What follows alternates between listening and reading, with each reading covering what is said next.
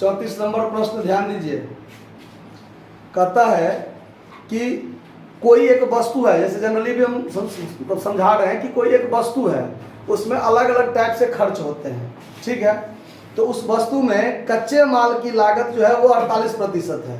कोई एक वस्तु है जिसका टोटल दाम जो भी हो, हम लोग एक्स मानकर शुरू करेंगे सवाल बनाना। तो मान लीजिए उसका 48% जो है कच्चे माल की लागत है, श्रम की लागत 22% है और अन्य व्यय 30% है। तो किसी भी चीज का मूल्य अपने आप में 100% होता है। कितना होता है? 100%। तो कच्चे माल की लागत 48%, श्रम की लागत 22%, तो 70% हो गया। अन्य व्यय है 30%, तो 70 और 30 मिला के 100% हो गया। क्लियर? फिर आगे कहता है कि यदि श्रम की लागत 18% बढ़ जाए, श्रम की लागत क्या हो? 18% बढ़ जाए, उसके बाद कच्चे माल की लागत 6.5% कम हो जाए, तो अन्य व्यय में आवश्यक कमी बताइए। कमी का प्रतिशत भी होगा शायद। आवश्यक कमी ज्ञात कीजिए ताकि वस्तु की लागत वही रहे। जितना हम एक्स मान कर बनाएंगे ना, तो लागत वही रहे, एक्स ही एक्स रहे, उसमें कोई दिक्कत नहीं हो। अब ध्यान दीजिए, हम यहाँ पर मान लेते हैं कि माना कि वस्तु की लागत, माना कि वस्तु की लागत हम x रुपया मान लिए।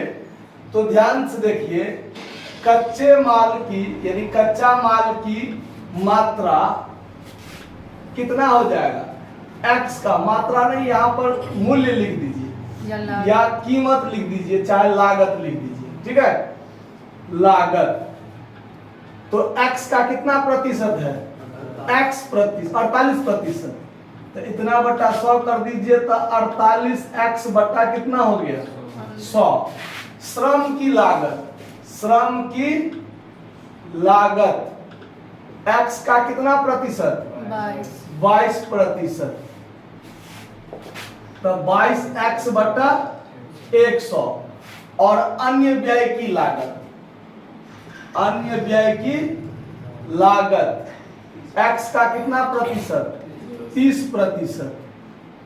तो 30x बटा 100। कोई दिक्कत इस बात को समझने में? अब आगे कहता है यदि कच्चा माल में कितना प्रतिशत वृद्धि हो जाए? 6.5%। और श्रम में 18% अधिक हो जाए, और कच्चा माल में 6.5% क्या हो जाए? कम हो जाए। यानी कच्चा माल में 6.5% कमी होने पर लागत, तो कच्चा माल है 48x बटा 100 और उसका 6.5% कम करना है। तो 6.5% निकाल के घटाने से फायदा है कि 93.5% डायरेक्ट निकल जाएगा। निकलेगा कि नहीं निकलेगा? तो इसका 93.5% कर दीजिए। कितना प्रतिशत? 6.5% कमी होने पर, तब ये अपने आप में 100% हुआ, और इसका 6.5% निकाल के आप घटाइएगा। उससे अच्छा है कि 100 में से 6.5 घटा लीजिए, तो 93.5% हुआ। तो 93.5% निकाल दीजिए, तो 6.5% घटाने के बाद जो आएगा सेम चीज निकलेगा, ठीक है। अब ये दशमलव हटा दीजिएगा, तो 1 0 गुना भाग तो करना पड़ेगा। अब इसको काटिएगा 5 से काटिएगा तो 200, अब 5 से काटिएगा तो 18 पंचे 90, अब 5 सत्ते 35, 2 से काटिएगा तो 100, 2 से काटिएगा तो 24, फिर 2 से काटिएगा 4 से काट दीजिए, 4 छक्के, और 4 से काटिए 25। अब तो नहीं कटेगा, नहीं कटेगा। गुना कीजिए 187 को 6 से, कितना हो जाएगा? 7 छक 42 का 2 हाथ में 4 है 561 है। 7 छक्के 42 होगा तो आज पहले तो 2 होगे करेगा। 1122 x बटा इस दोनों को गुना कर दीजिएगा, कितना हो जाएगा? 2500। ये होगा। फिर देखिए, श्रम में श्रम में 18% वृद्धि होने पर लागत, तो श्रम कितना है 22x बटा 118% डायरेक्ट कर दीजिएगा। 2 से काटिएगा 11, 2 से काटिएगा 50, फिर 2 से काटिए तो 59 और 2 से काटिए 25। इस दोनों को गुना कीजिए 649 x बट्टा में कितना 2500। हम 2500 नीचे में बराबर करते हुए चल रहे हैं ताकि हमको बाद में जोड़ घटाव करने में ज्यादा परेशानी नहीं हो। अब देखिए, अब सवाल में कहता है कि श्रम में कितने प्रतिशत की क्या करना पड़ेगा कमी, कि हमारा लागत क्या रहे सेम रहे, लागत क्या रहे। अब देखिए, अब इस बात पर ध्यान दीजिए। अब यहां से क्या होगा, यदि वस्तु का लागत क्या रहे x रुपया ही रहे, तो अब अन्य व्यय बराबर, तो अन्य व्यय बराबर क्या निकलेगा, तो वस्तु की जो लागत है उस लागत में से बढ़ा हुआ कच्चा माल घटाइए 1122x बटा 2500, और फिर घटाइए बढ़ा हुआ श्रम 649x बटा कितना 2500। तो ये लागत तो हमारा सेम रहेगा, तो ये दोनों अगर हम घटा देंगे तो बाकी तो अन्य व्यय ही रहेगा ना। ये चीज समझे, आप लोग की दिक्कत हुआ सो बोलिए, नहीं समझे। यानी पहले हमारा लागत x रुपया था, कच्चा माल का मूल्य इतना, श्रम का मूल्य इतना और अन्य व्यय इतना। बाद में क्या होता है, कच्चा माल में 6.5% कम हो गया तो दाम इतना आ गया, श्रम में वृद्धि हो गया तो अब बढ़ा हुआ मूल्य ये हो गया। अब लागत हमारा x ही रहे, हम ये चाहते हैं कि x ही हमारा लागत मूल्य बाद में भी वही रहे। तो इसका मतलब है कि ये बढ़ा हुआ मूल्य प्लस ये बढ़ा हुआ मूल्य और प्लस अन्य व्यय, इस तीनों को जोड़ेंगे तो बराबर क्या होगा, आपको अगर ऐसे में समझने में दिक्कत होता है तो ऐसे समझिए, सेम चीज हम बाद में निकालते हैं। देखिए, कच्चा माल का मूल्य प्लस श्रम का मूल्य और प्लस अन्य व्यय, तो बराबर लागत कितना रहेगा x रहेगा ना। अब ये जो है सब बढ़ा हुआ मूल्य है, ये क्या है बढ़ा हुआ कच्चा माल, ये क्या है बढ़ा हुआ श्रम, और ये अन्य व्यय जो भी बढ़े चाहे घटे जो निकलेगा, तीनों का मूल्य क्या होगा, लागत तो x ही रहेगा। तो अब ये बराबर क्या है आपका 1122x बटा में 2500 प्लस 649x बटा में 2500 प्लस अन्य व्यय बराबर x। तो अब देखिए, अन्य व्यय बराबर क्या होगा, x में से ये भी घटेगा और ये भी घटेगा कि नहीं घटेगा।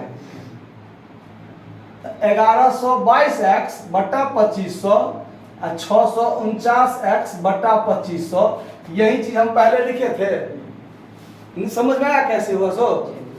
अब देखिए, अब क्या करेंगे, हाँ अन्य व्यय बराबर ये चीज, अब बट्टा में नहीं कुछ है तो एक है, अब एक है तो इसका एलसीएम निकालिए, तो एलसीएम क्या होगा 2500, यहाँ 2500x में से 1122x और फिर 649x क्या कीजिएगा, तो 2500 में से 1122 घटाइए 649 घटाइए, फटाफट घटाइए, तो बट्टा में 2500 बचेगा, 729 कितना 729x, ठीक से घटाइए। 2500 में से 1122 घटाइए और 649 घटाइए, तो 729 x बट्टा कितना हुआ 2500 हुआ। अब देखिए, अब हमारा अन्य व्यय पहले इतना था, अब अन्य व्यय इतना है ना। तो अब अन्य व्यय में कितना का कमी हुआ है ये देखना है। तो अन्य व्यय में कमी यहां पर देखिए अन्य व्यय में कमी बराबर, तो कमी बराबर ज्यादा ये है 30x बटा 100 माइनस 729x बटा कितना 2500, तो एलसीएम कितना हो जाएगा 2500। तो ये हो गया 25, इसको गुना कीजिएगा तो 750x होगा, 100 से इसमें भाग दिएगा तो 25, अब 25 को 30 से गुना कीजिएगा तो 750x माइनस 729x बराबर क्या हो जाएगा 21x बटा 2500 हुआ। अब हमको प्रतिशत कमी निकालना है, क्या निकालना है, यानी अन्य व्यय में प्रतिशत कमी। तो अन्य व्यय में प्रतिशत कमी, तो प्रतिशत कमी बराबर क्या होता है, कमी गुने 100 और बटा प्रारंभिक मान, यही ना। तो कमी कितना है 21x बटा 2500 गुने 100 और बट्टा में 30x बटा 100।